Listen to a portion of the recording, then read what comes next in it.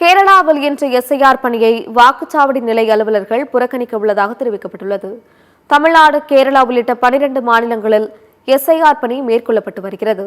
இதில் அரசு பணி ஊழியர்கள் உள்ளிட்டோர் வாக்குச்சாவடி நிலை அலுவலர்கள் பணியமர்த்தப்பட்டுள்ளனர். 1 மாதத்திற்குள் அனைத்து வாக்காளர்களுக்கும் படிவம் விநியோகம் செய்து அது நிரப்பப்பட்டு சரிபார்க்கப்பட வேண்டும்.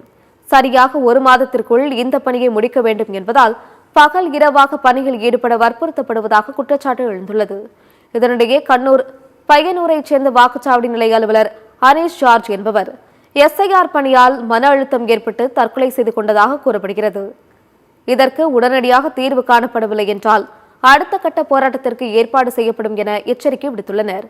மாநில அரசு ஊழியர்கள் மற்றும் ஆசிரியர்களின் செயல் மன்றம், ஆசிரியர் சேவை அமைப்புகளின் கூட்டுக்குழு மற்றும் கேரள அரசு சாரா தொண்டு நிறுவனங்கள் சங்கம் இன்று புறக்கணிப்பு போராட்டம் நடத்தப் போவதாக அறிவித்துள்ளன.